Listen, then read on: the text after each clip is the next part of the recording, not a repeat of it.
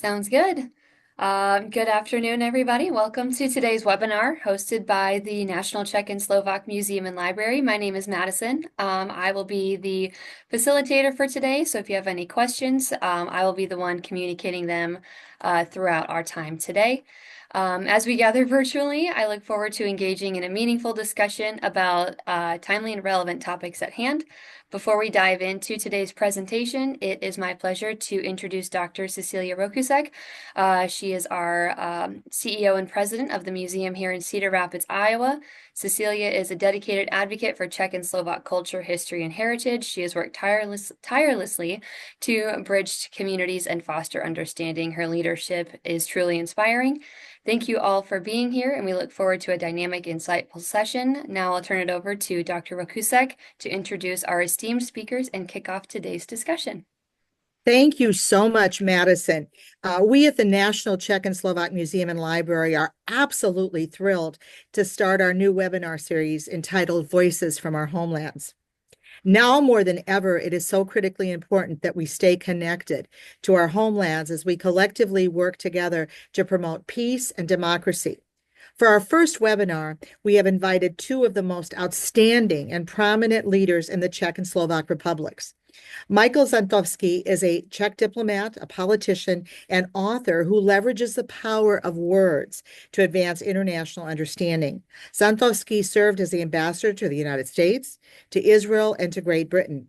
He wrote his widely acclaimed book entitled Havel, A Life, a Biography, and this book is popular in both the Czech and English languages. And in 1915, Žantovský became the executive director of the Václav Havel Library in Prague. And through conferences and events, the library and its archives share the rich life of Havel with the people. Michal Žantovský advocates for international diplomacy on and off the written page and for increasing access to information through the literature. He is a true shining star in the diplomatic circles as he advocates for democracy, peace, and human understanding. Michal Žantovský lives in Prague, and he is joining us directly from Prague. Another bright, shining star joining us today in the webinar is Martin Bútora.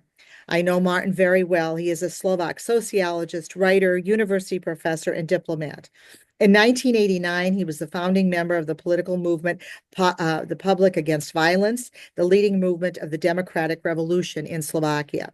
He was the human rights advisor to the former president of the Czechoslovakia, Václav Havel, from 1990 to 1992. Dr. Bútora served as a Slovak ambassador to the United States from 1999 to 2003. His sociological work focuses on international politics, transatlantic relations, human rights, and minorities. He has served as a professor at both Charles University in Prague and the University of Trnava in Slovakia. Among his many honors include 1999, the Democracy Service Medal awarded by the National Endowment for Democracy in Washington, and the Celebration of Freedom Award from the American Jewish Community. As the president and CEO, and I say this very proudly, of the only National Czech and Slovak Museum and Library in North America, I am exceedingly proud to welcome these two outstanding leaders from our homelands whose impact and influence are felt strongly both in the United States and abroad. This webinar today is due to the wonderful work and coordination of our museum and library vice president and CEO, Dr. Dalibor Mikuláš, and Madison Luce, our wonderful education specialist, whom we hired and found out she has Czech roots from my hometown in Tabor, South Dakota. I love it. And our amazing NCSML representatives that we now have in the Czech and Slovak republics. Pavel Demiš, former diplomat in Slovakia, and Miroslav Konvalina, the former director of the Czech Center in New York, now back in the Czech Republic. I am truly, truly honored to be working with you all. Your committed spirits and dedication to our homelands means so much to me. It's inspiring and so very important now, especially in the 21st century, as we must preserve our culture and we must preserve our connections to the homeland. I will now turn things over to Pavel and Mirek. It's all yours. Thank you. Ďakujem veľmi pekne. Thank you very much. Cecilia. So it's exciting. We have a first webinar in front of us, and the speakers were already introduced. I would like also to mention Michael Žantovský is not only the Czech diplomat, writer, and political figure. I want to remind everybody that he was the director of the Václav Havel library, dedicating to preserving Havel's legacy. And he is also the honorary chair of the Aspen Institute's Central Europe and a foreign policy advisor to Petr Pavel, current Czech president. Throughout his career, he also played a key role in Czech politics, diplomacy, and culture affairs. And last but not least, Michael is also member of the NCSML National Advisory Board. Thank you, and let me introduce my Slovak friend Martin Bútora, who was very nicely described, Cecilia, by you. But also I would like to just highlight that Martin is somebody whom I know for decades, and I value him as public intellectual in Slovakia, but great transatlanticist.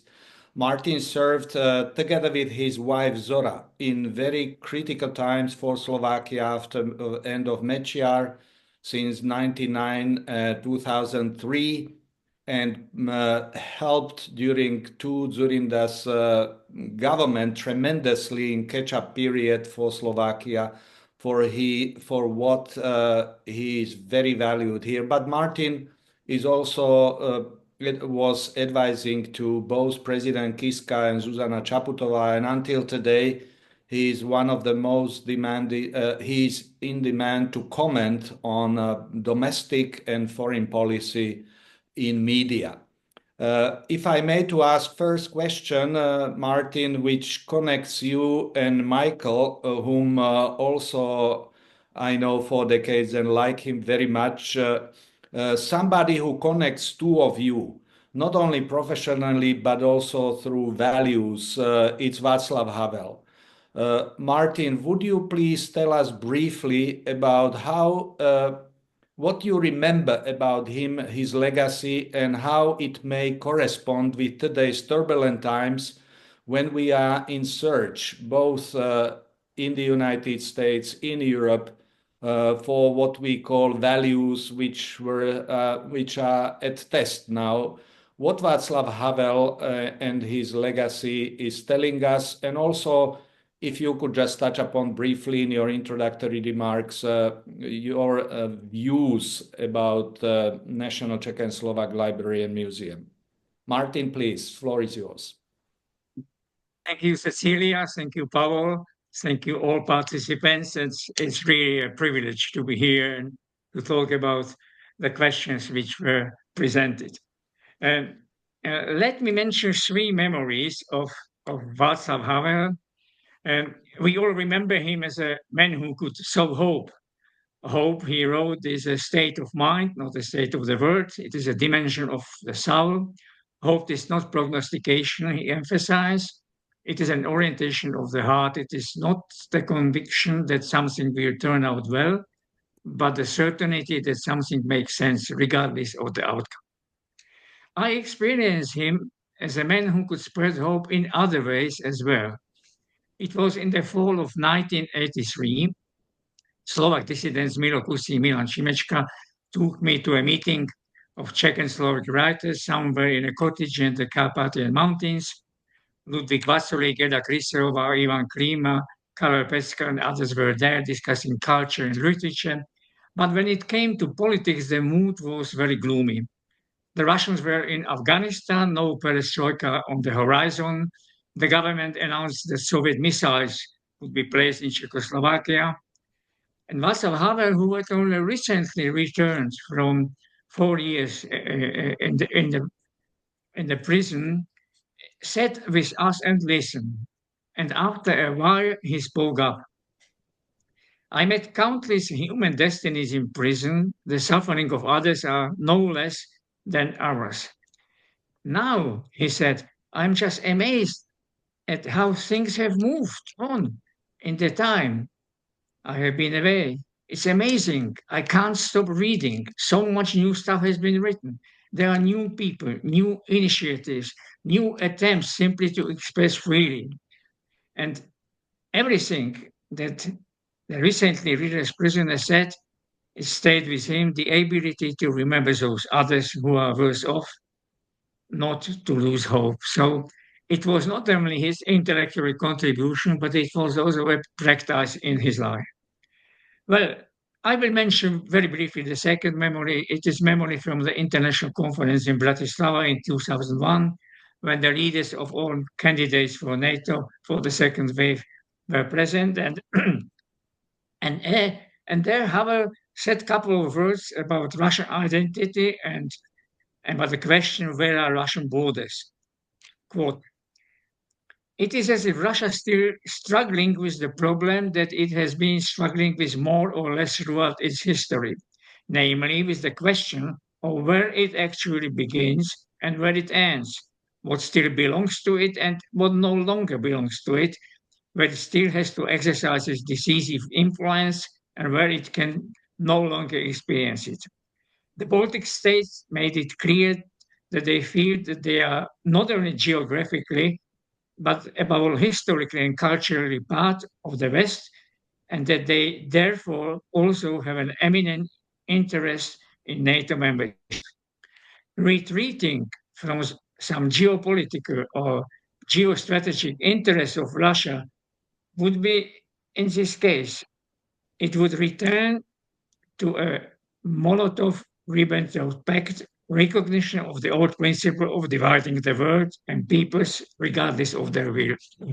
So this was about Russia and its borders, and we have experienced it unfortunately later again and again. And the third one is there was a conference in Kiev in 2004, and he greeted the conference where he said, "It is not only about the future of Ukraine, but about the very structure of our future world order. It is extremely important that Ukraine is a truly independent entity.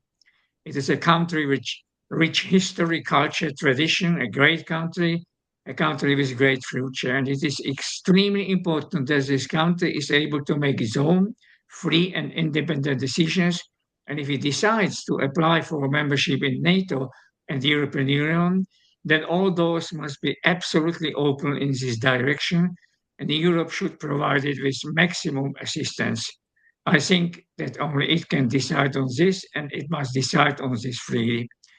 So we could talk about also how he was a very nice, personally, a man with humor and very kind and sometimes even shy. But I wanted somehow to recollect to these three important events and important quotations.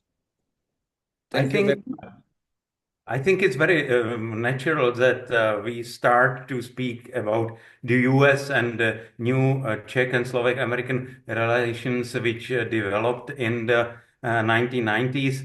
It was the President Václav Havel's historical speech at the US Congress which opened a new chapter for us. Following that, through the 90s, we were living a dream of our bilateral relations with Madeleine Albright, with her Czech heritage as the first female Secretary of State on our side. The Congress was full of respected members with close ties to Europe. Then President Bill Clinton and later Hillary Clinton as another Secretary of State with close ties to the Czech Republic under Barack Obama. Michael, did you feel that we were somewhat privileged during those years? Indeed, I think we were, and it was largely thanks to Václav Havel. And thanking you for the honor to address the National Czech and Slovak Museum and Library. I'm taken down the memory lane, but I will not recall my 30 years together with Václav Havel, and those who want to learn a little more about it can read my book. But I was with Havel during the 1989 Velvet Revolution, and I was with him in the US Congress when he addressed the joint meeting of the US Congress. In fact, I kept teasing him for years afterwards because he decided to deliver his speech in Czech and asked me to deliver it in English to the congressmen and senators. So whenever he later said, when I addressed the joint meeting of the US Congress, I said, no, you were addressing me. I addressed the joint meeting of the US Congress. And because he had a sense of humor, he liked it, and we enjoyed our time together. But 30 years later, these are more complex and turbulent times, and lest you on the US side of the Atlantic feel singled out, it's a turbulent time in Europe as well, and we have our own debates and our own differences about everything. And sometimes the mood is what Havel called the ugly mood, And by the ugly mood, he meant when people went at each other needlessly in his mind and in his nature, because he was a very kind man by temperament. So one quote from him that I will offer today and that I keep recalling these days, it's when he said, one of the irreparable flaws of democracy is that it binds the hands of those who believe in it, and it provides unlimited freedom to people who do not take it seriously. So this is my quote for today. But I want to also recall my ties to the National Czech and Slovak Museum and Library in Cedar Rapids, because I didn't quite realize, or I may have forgotten a little, that in some ways my life has been intertwined with the museum and library for the last 30 years. I was actually present at the breaking ground ceremony in October 1993, together with my Slovak colleague, the then ambassador to the United Nations, Eduard Kukan. And I have a picture somewhere of me and him with shovels, literally breaking the ground and setting the endeavor on its way. And 2 years later, in October 1985, I was again in Cedar Rapids for the opening ceremony with President Clinton and President Havel and President Kovács, a very memorable day for all of us. And I kept coming back. I kept coming back even after the monumental flood of 2008 to the restored museum higher up on the hill, and saw all your wonderful exhibits on the Faces of Freedom and on the Samizdat in Czechoslovakia during 1970s and 1980s. So, this is my opportunity to say thank you, and I really feel the connection, and it's an important connection to me. Thank you very much, Michael. It was lovely connectivity. Also, I was there accompanying Michal Kovács in 95, and with this historical opening of the building. And luckily, how time goes, under Cecilia and Dalibor's leadership last year, two presidents yet again, Petr Pavel, to whom you are advising, and the current president, Peter Pellegrini, whom I am not advising, were there. So I think that we will be now going to Martin, and because we have at this webinar many people, particularly from the United States, who are interested also how are things in our homelands, both in Czech Republic and in Slovakia. So Martin, with your sociological background and political science background, in a nutshell, how would you characterize Slovak socio-political situation in year 2025? Thank you, Pavel. Just 1-2 words about my relationship with the library and the museum. I was there also in 2001 together with Saša Vondra, who was then the Czech ambassador after Michael Žantovský, and we both had some speeches, and there was also Michael Novak, a phenomenal figure on the not only American scene, but on the worldwide scene, and a lot of scholars. There were a lot of discussions. So, and I saw there what I was also feeling when I listened yesterday to Cecilia's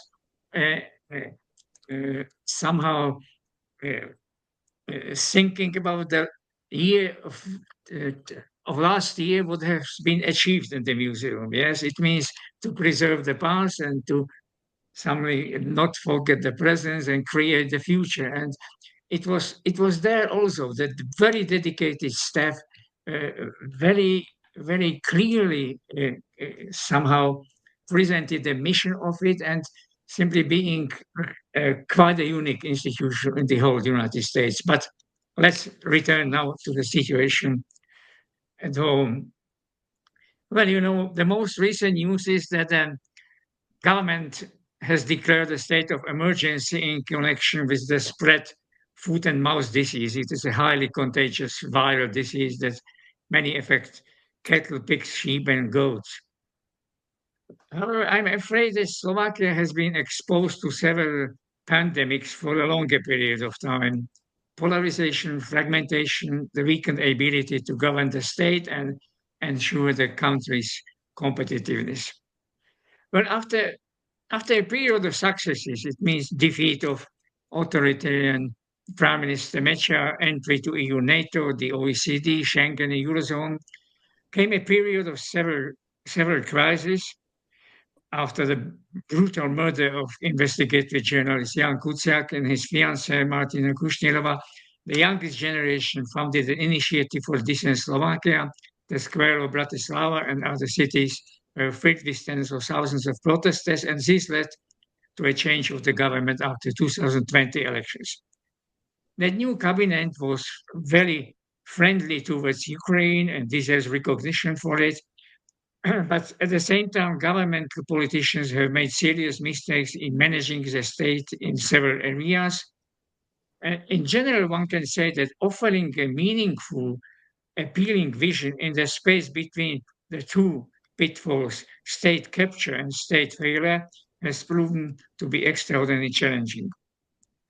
When in October 2023, this government, led by Prime Minister Fico, took power, so they have launched a broad social overhaul, both in the area of institutional pillars of liberal democracy and rule of law, as well as pro-Western policy. Through their nominees in the state administration, it completely replaced the leadership of all investigative and inspection departments at the police, dismissed police investigators who worked corruption cases from the previous period.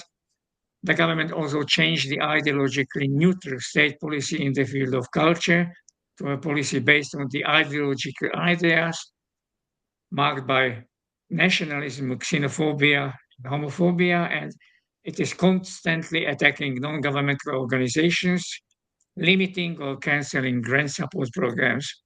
It has only a slim majority in parliament, and individual parties and MPs publicly confront each other on some issues, but they are able to unite for the voting. Well, the government justified its actions by saying that it won the elections and therefore has the right to act as it sees. How many Slovaks disagree with it? Protest rallies are being held in the country. Teachers, artists, media people, trade unions, prosecutors, NGOs, doctors, nurses, supporters of a dignified life for LGBTI people, experts in individual professions, and others are speaking out.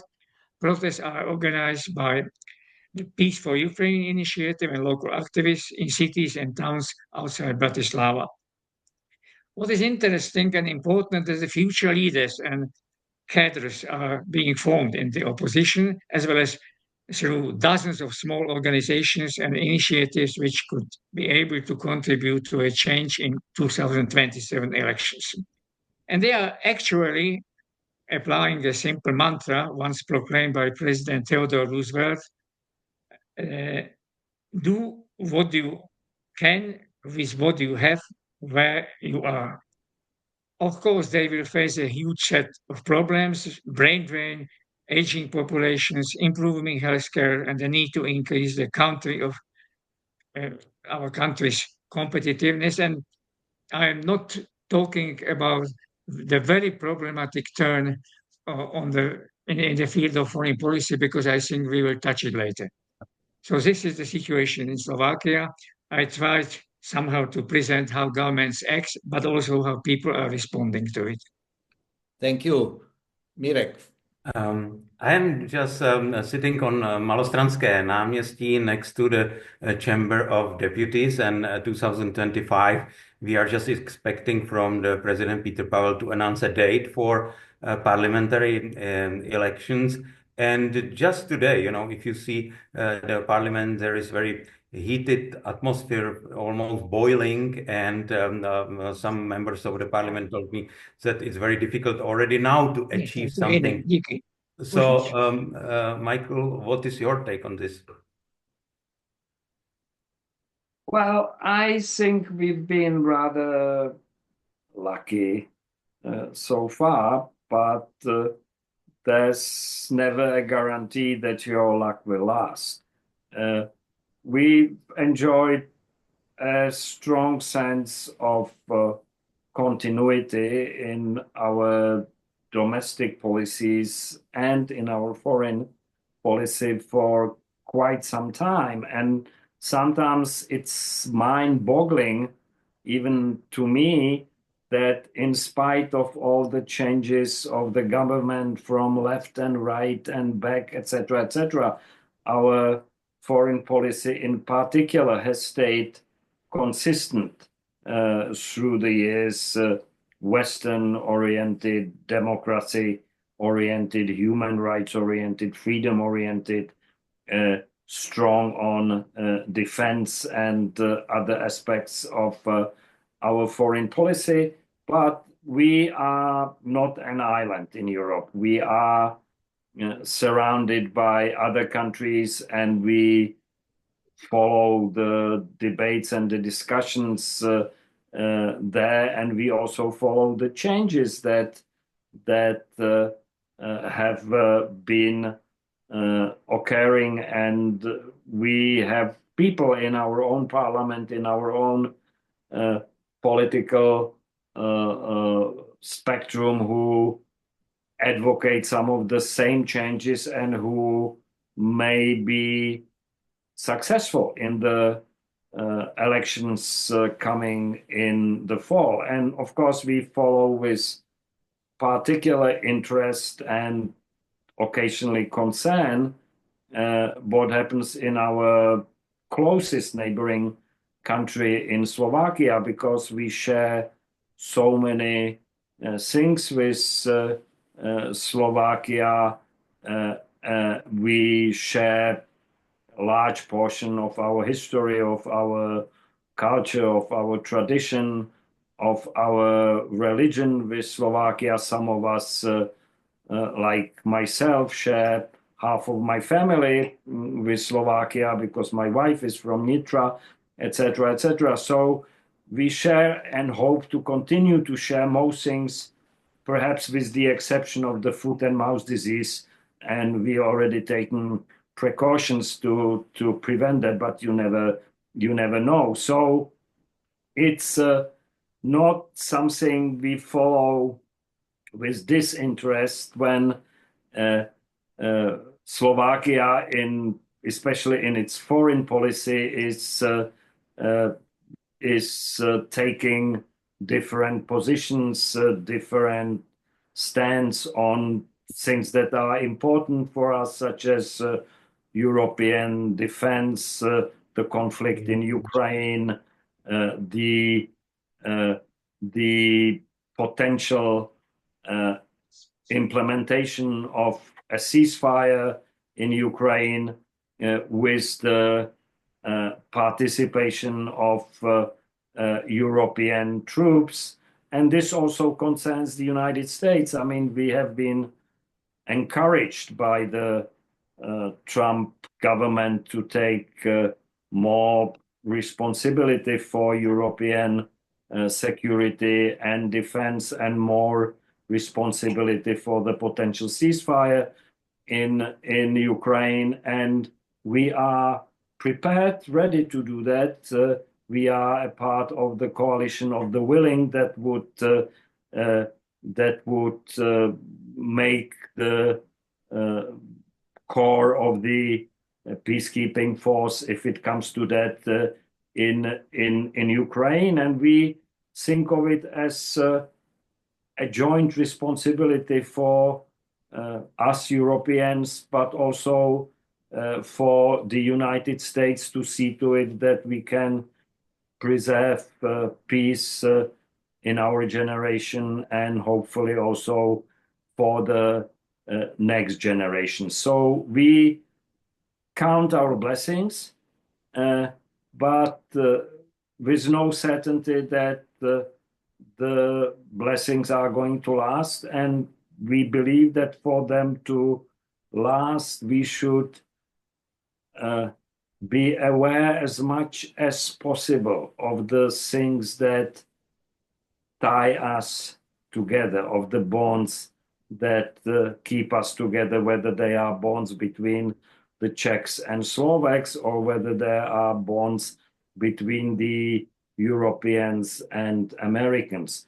Because at the end of the day, the world is not only about defense spending and only about customs and tariffs, but also about our families, our histories, the things that really matter. So when I have an opportunity to speak in public these days, I try to emphasize the importance of these things, because the differences we have on things like tariffs, they can be resolved. I mean, they are a matter of, I looked at the figures today, of maybe 4% of our mutual trade.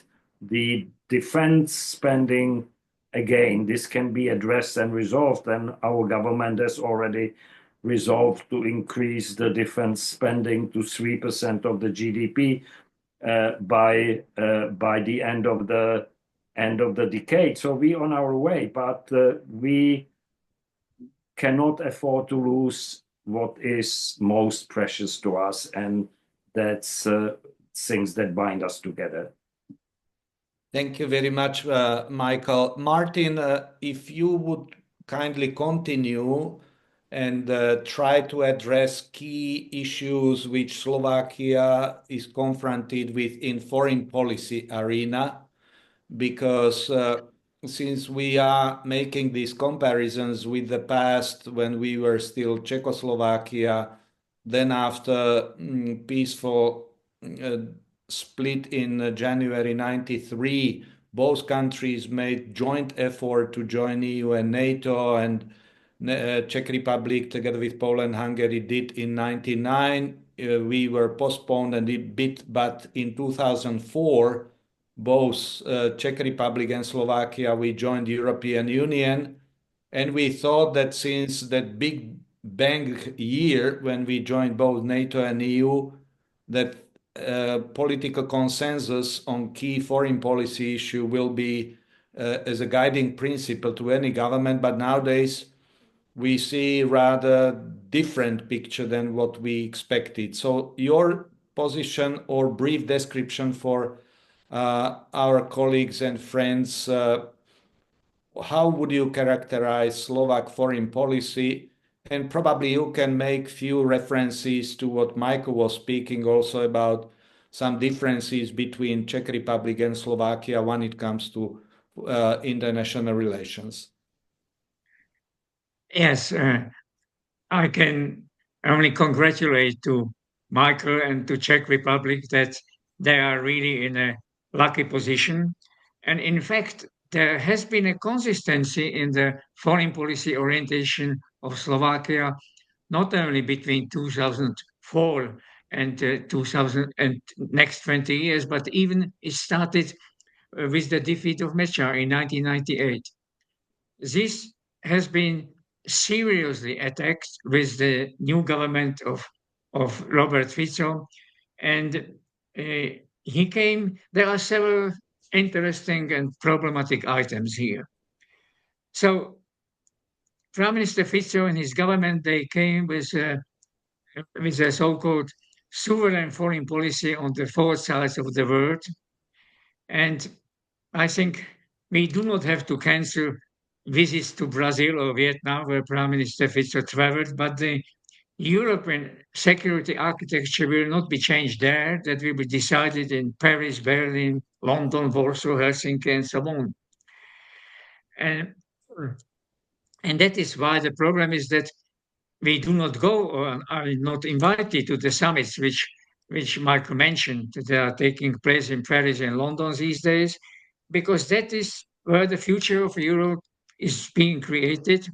Unfortunately, Slovakia, at least now, is not part of this change.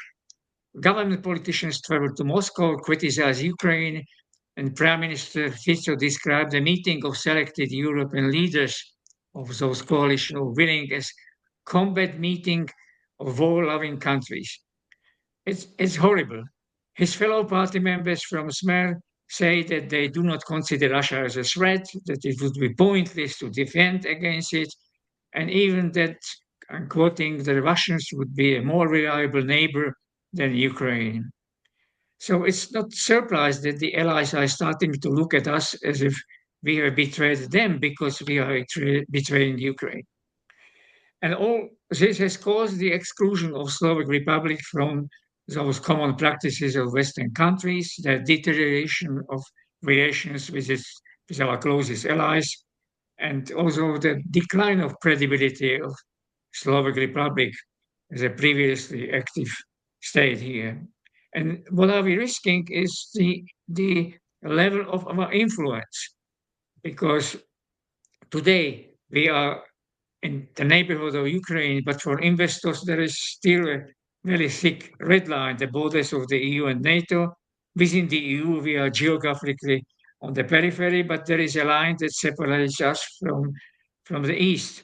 And that line signals that investments are safe here.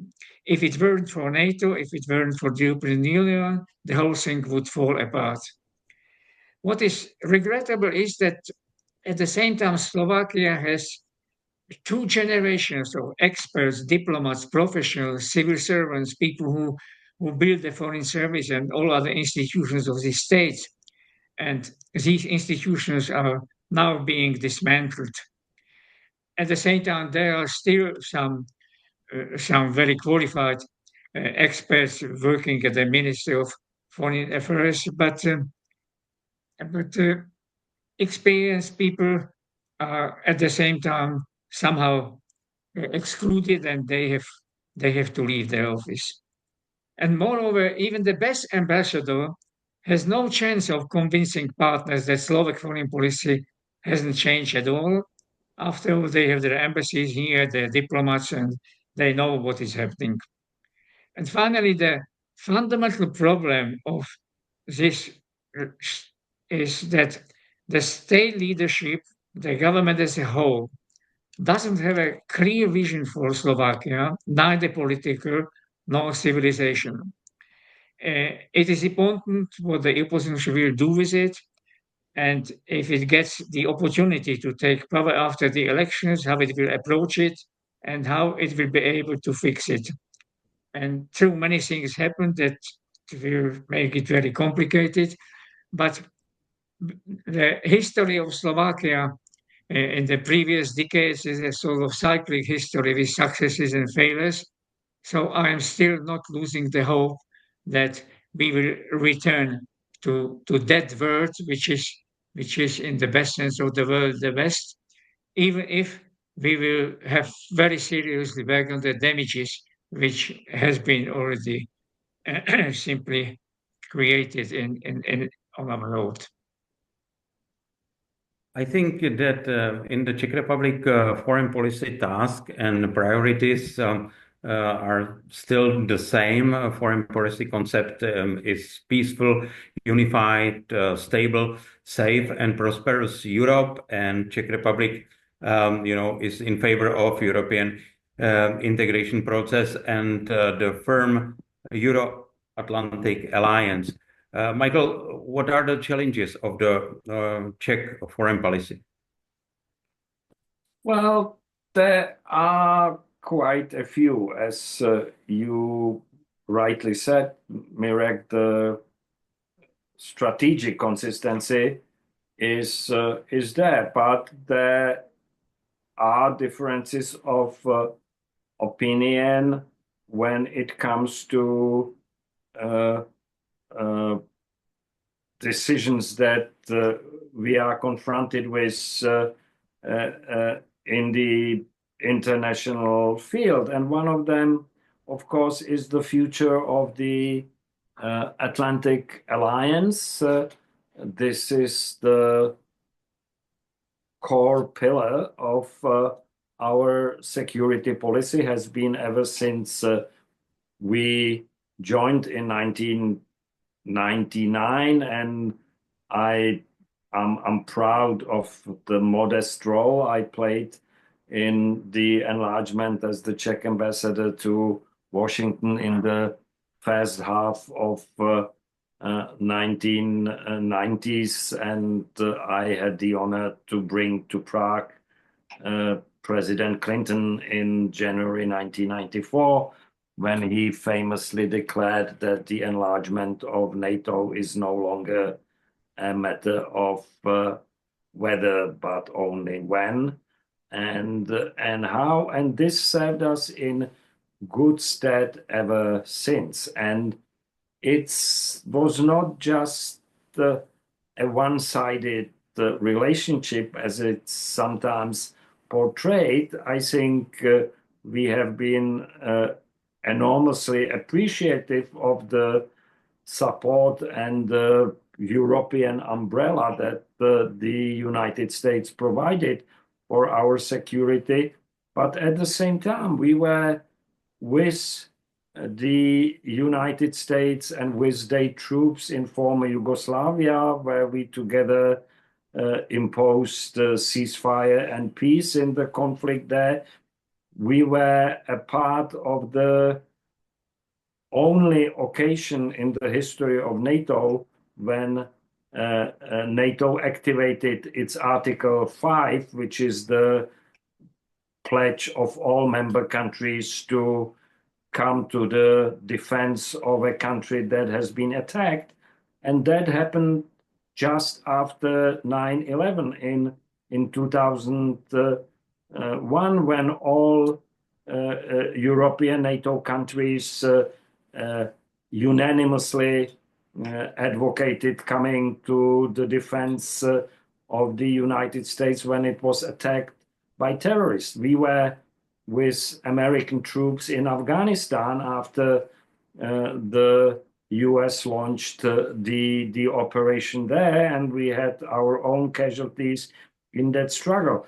I don't want to go too long about it, but I'm trying to make the point that it's something that has worked well for both of us, and I think it's something that may work in good stead for us in the future, because at the end of the day, if another global conflict is coming or looming, Europe does not have so many alternative scenarios. It doesn't have a set of spare allies or spare friends to support it in the event of occasion of an aggression or conflict.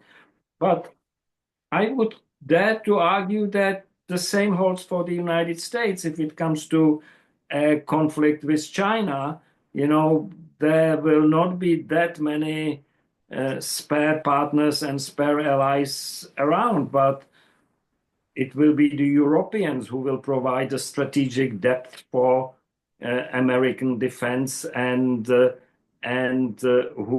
will have to prove they are reliable allies. So this is something that we are preoccupied with lately quite a lot. Our president speaks often about it.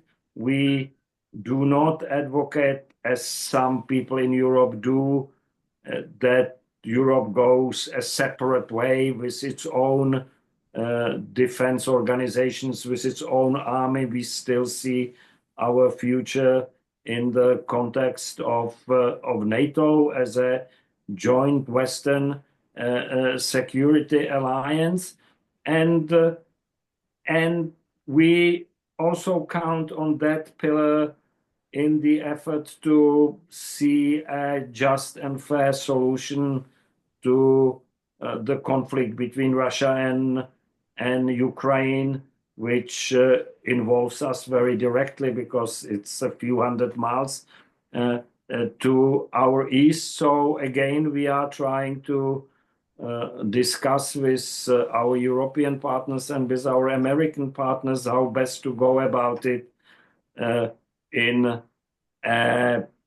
a joint endeavor, rather than argue and possibly break up the most valuable part of our security. So I don't want to go for much longer, but this is, I think, the main priority of our foreign policy these days. Thank you. And now, since we are coming to the end quite soon, because we would like to have opportunity to answer some of your questions, so I am addressing you, Martin, with following question. During last year's celebration of anniversary of National Czech and Slovak Library and Museum, when Cecilia was introducing both the Czech president and Slovak president, and highlighted, and it was so powerfully then mentioned, that relations between Czech Republic and Slovak Republic is critical these days. And in this triangle, the relations to the United States, where we have so many people who are part of American society through ancestry, that in these turbulent times, this is one of the most valuable assets, probably what we have, that Czech and Slovak relations, but Czech and Slovak and American relations, I think it should be like guiding principle for many of us who are advocating ways of overcoming some turbulences. So my question to you is following. In 90s or until recently, there was a slogan in the United States that US foreign policy, be it whether there was Republican or Democratic president, Republican or Democrat, that Europe whole, free, and at peace. Everybody adopted this. So now if you would put on your head not only as Slovak, but also as European, where do you see key challenge, or what would be your message to American audience, American public figures? What is at stake today, or what are some challenges for transatlantic relations in spring 2025? When Michael was talking about the challenges which are exposed before the Czech Republic, so I think that the United States and the new administration has also its own American challenges. And at this time, it is not yet decided what will be, how will look the next steps, how will be the next decisions, and what it will mean for the transatlantic relations, which simply were the basis of the freedom-loving nations here in the West. I think it's good that Europe has awakened in that sense, that the proportion of expenditures for defense are simply increasing. Several American presidents, starting from Barack Obama and especially Donald Trump, have someone pointed at the fact that Americans are paying an incredible high amount of money and the Europeans are not contributing enough. So this is changing. And I think this also could somehow help the Americans to see that there is a sincere and very strong desire on the European side to continue in transatlantic partnership, and the Europeans are prepared simply to do it. Then there is another question which is important and very relevant, not only the situation in Ukraine, but also how the various areas and various, I would say, complicated arenas will be solved. It's I talked about the current Slovak government, but we can mention also some Slovaks who are simply working not for this government, but who are working for the Europe, like Katarina Maternova is European ambassador to Ukraine, like Maroš Šefčovič is a negotiator in trade issues, and he will do it with the United States, like Kristina Mikulova, who is the head of European Bank in Ukraine. So this is also a contribution of that. I'm not going to call it old guard because they are not old, but of that personalities of the previous almost 3 decades or 25 years of Slovakia's foreign policy. So I think it's also important for the United States simply to decide not only what are the ideas about making America great again, but also how is it connected with simply making the world of our friends great again, because nothing can be achieved without the friends. And if the relationships between the United States and European partners would become the more problematic, so I think it's not only Europeans who would pay the price, but it's also something what will affect the Americans. Excellent. Excellent. It's Very good well. that. So well, I will stop with these remarks this time because I see Michael is raising his hands. Yeah. Okay. Michael, I think that if you could address these, and then Madison, I hope that you have a bunch of questions from the audience. So we would like our great panelists, Michael and Martin, to answer some of the questions which may come from those who are watching this. Michael, please go ahead.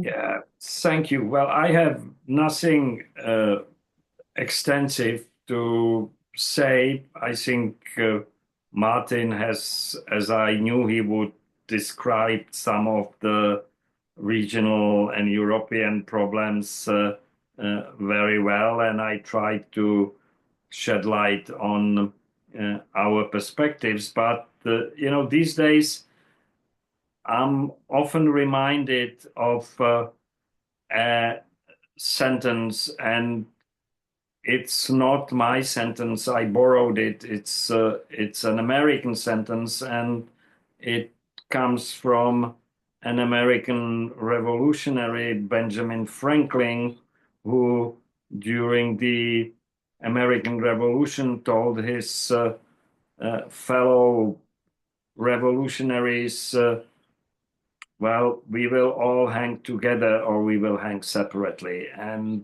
this is very much my sentiment about Czechs and Slovaks and us and Europeans and Americans, because I'm convinced of that, we are one civilization. Thank you. Lovely. Madison, please, now Mirek and I are passing baton on you. Please tell who is asking question, and namely if the question is addressed to one gentleman or to both. Please go ahead. Okay, sounds good. For Martin, how are you dealing with the kind of the educational drain in Slovakia? That's one of the questions I have. Martin? Yes, you are talking about the brain drain, right? Mm-hmm. Yes. Well, this is a sorry.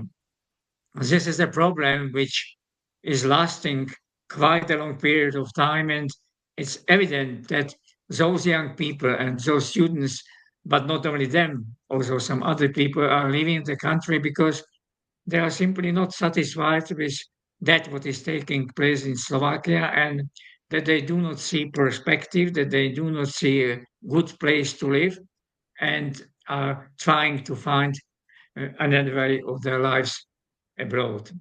There were several attempts to do something with it, most of them not very successful, and I think without really a deep reform of our system of education, but also the deep reform of the way how our state is ruled, it won't be that easy. There is something interesting that there are still many young people who are staying here, and the fact that they are confronted with I would say the behavior of this government and with the last problematic events. So some of them are really dedicated to offer their help and their time and their efforts to simply change what is currently happening in Slovakia. So you have young initiatives of young people who are participating in public meetings and demonstrations, who are establishing new initiatives, and who simply are saying, we have remained here and we have to cope with it and we will do it. So it's something positive, and there is also even a response from some countries abroad that if we see that the young people are really dedicated to help it, maybe some of us will think of returning. Awesome. Thank you. Thank you. And just one sentence to that, the most attractive country for young people from Slovakia to emigrate or go and study is definitely Czech Republic by far. Yeah, Now, we are the beneficiaries of that problem, unfortunately. yeah, it's mixed blessing My for us. father studied in Prague and Charles University, and Yeah. my wife Zora's father studied at Czech Technical High School. So we know it from our personal family histories, but they both have returned. So now the challenge for Slovakia is somehow to make the country more attractive and more warm and more hospitable for those who might return. Okay, thank you, Madison. Do we have anything more? Yep, we sure do. We have a couple more questions. We have a question about the youth who have grown up in the new democracies. Do you believe that this generation, up to about 30-year-olds who have grown up in the new democracy, do you see them thriving as you intend, or do you see prospect for leading in the future in these young individuals? Well, First of all, I have to say that at this point, I have still spent the larger part of my life in a non-democratic, non-free society. For the first 40 years of my life, I grew up under the great communist experiment, and it was not always a pleasant experience.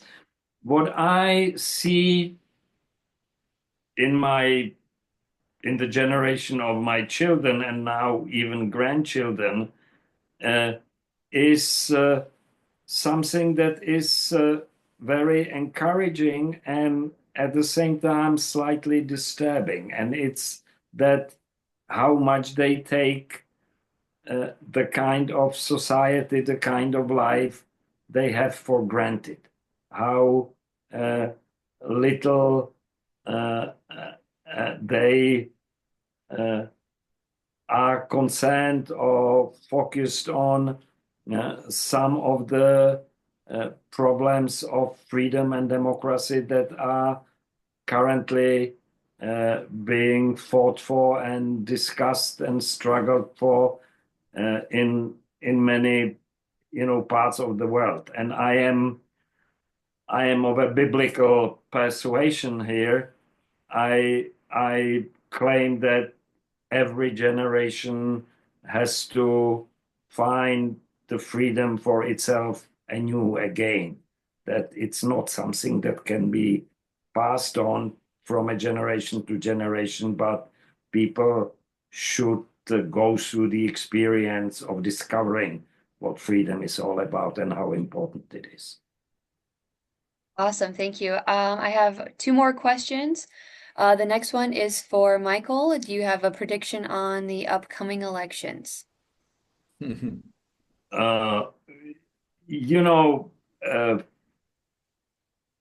had a president not so long time ago who was, by profession, he was a prognostician.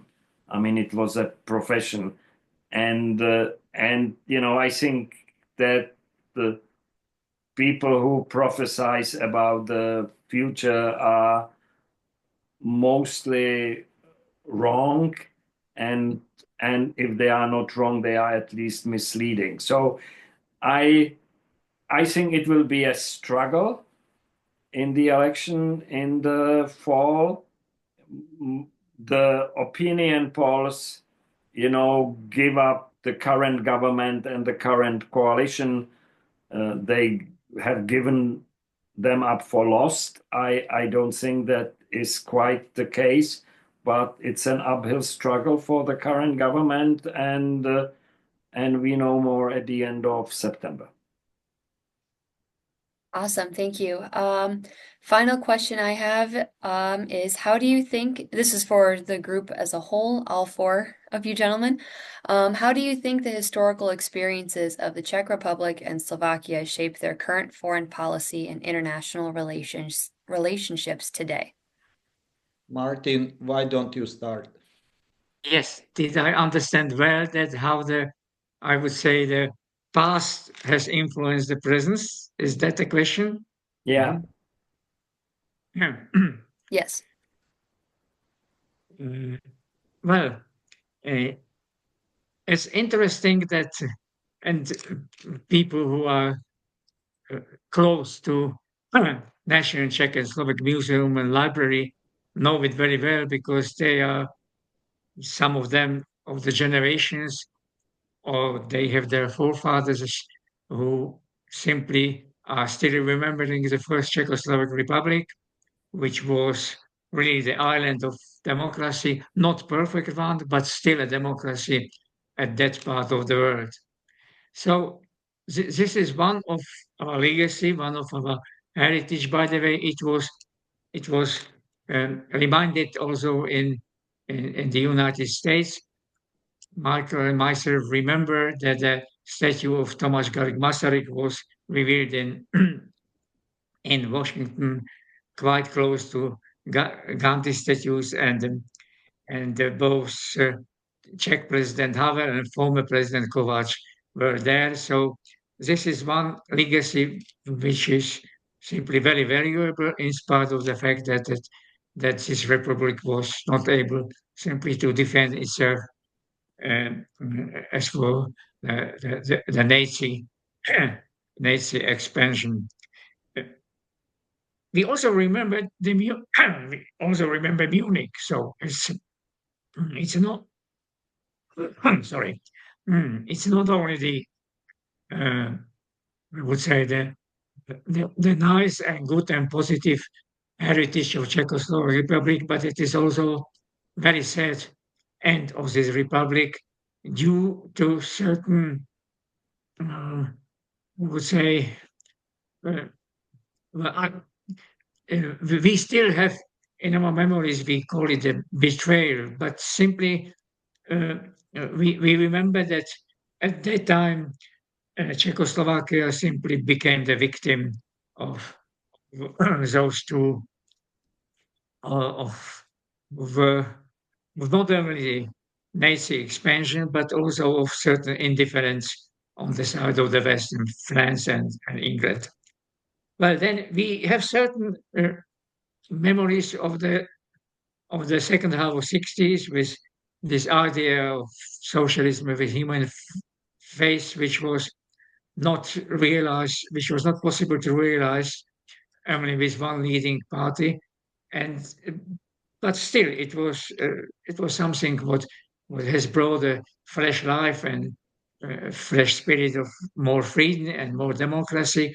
And we have also very sad remembrance of Russian Soviet occupation in 1968. And I think it's important and it's good in every possible way to help the younger generations to understand what has happened at the time. An excellent example of this is the new Czech movie, which is showing the episode of 1968 short time ago and short time afterwards. And it's also a nice example of the cooperation between Czech and Slovak artists, because it got prestigious award of Czech Lion. At the same time, the Tania Pavlovova Slovak actor was also awarded. And I think that this is also the role and the obligation of elder generation and middle generation to do everything possible somehow to let the younger generation being more aware and somehow more exposed to these various legacies of our past. And finally, some, especially in, I would say, in contrast and in confrontation with some even pro-fascist elements in Slovakia, we shouldn't forget that, yes, there was President Tiso and there was a Slovak fascist state, an ally of Germany, but then there was also Slovak national uprising. So we have also tradition that it takes some time until the population somehow gets it, but when they are exposed to a challenge, so we Slovaks, or they Slovaks at the time, were able to take arms and simply defend that concept of liberty and freedom and renewing of Czechoslovakia. Thank you, Michael. Well, Martin, as sometimes is one that has been so encyclopedic in his last answer that he almost lost his voice. So I have not much to add to that, except perhaps most relevant of the ways that the past speaks to the present in our current situation is the Munich trauma that he mentioned. And that was also the central trauma in forming the political mindset of two people we know and admire very well, Václav Havel and Madeleine Albright. They both were born at a time of pre-war democracy, which soon changed into the Nazi occupation after the Munich Agreement, and they both came away from this drawing the lesson that evil must be opposed, that you cannot negotiate with an aggressor, with a Nazi, with a terrorist, hoping that if you appease him and give him a chunk of what he wants, he will be happy with that and leave you alone. No. If you do that, it will only increase their appetite and they will go after you even more. As Winston Churchill said in the British Parliament after the Munich Treaty, Britain had a choice between ignominy and war, and it chose ignominy and it will have war. And the result, of course, as we all know in retrospect, was a war which cost 50 million lives. And this was the central experience for both Havel and Albright, and this made them determined never to repeat this experience again in the lives of their nations. And I would like to subscribe to that. Thanks, Michael. Mirek? I think, listening to Martin and Michael, we just learned that it's not only the experience, but it's also the contacts between two of our countries and transatlantic relations, and that we have to find all different kinds of ways how to communicate through our podcast, through webinars, through the economic business summit in Cedar Rapids. We have to find also the way how the Czech elites can communicate, and that whatever will happen, there is no better option for Europe and United States, as Michael mentioned, than transatlantic relations. There is no better option than working together in NATO, and there is no better option than self-confidence of our countries, to face and learn from the historical circumstances. Thank you very much. And since all four of us were asked, I will just wrap it up because I fully agree with what three colleagues already said. I would like, before Cecilia will conclude this webinar, wanted to say that it was true privilege, and it reminded me, listening to Michael and Martin, how intertwined we are and how articulate they were about showing that we are in the same boat, United States, Czechs and Slovaks. And I think that for National Czech and Slovak Library and Museum, we have enormous responsibility to continue cultivating this relationship through acquiring historical records like Jankola Library, which was brought, and its most precious piece, what you have now. Now, Orloj, which just symbolizes craftsmanship of Czech people and Slovak artists. And when I was there last year, it was so emotional to see these three nations reminding past emigration, but also struggle for democracy in challenging world.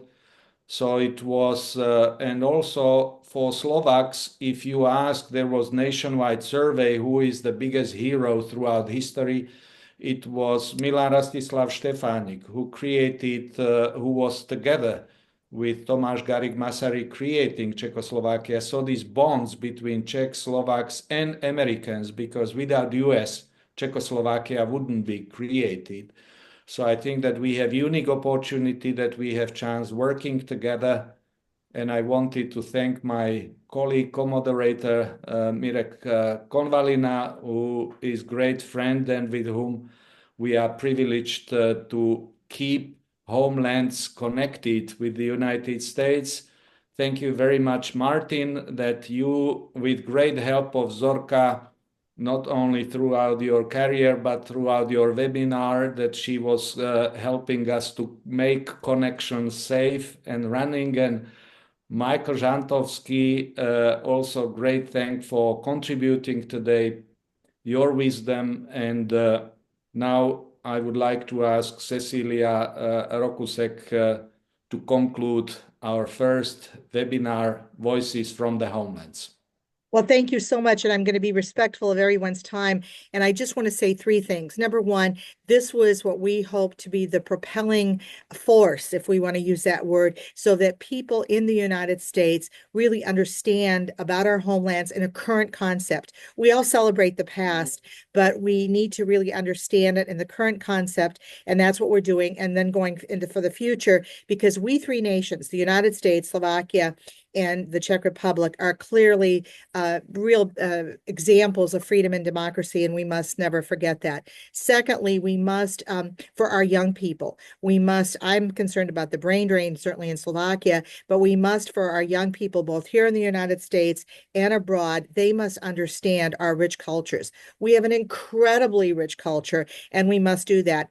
And thirdly, for all Czechs and Slovaks living here in America and those natives in our homeland, we must understand each other. We have our challenges, you have our challenges, but together we're stronger. And I am committed with this wonderful staff that we have here to make sure that the National Czech and Slovak Museum and Library connects people, and that for the future we are ready to face any challenge, but we will be stronger as a result of it. So thank you for our two esteemed speakers, and from Mirek and certainly Pavel for organizing this, and to our team here, Madison and Dalibor.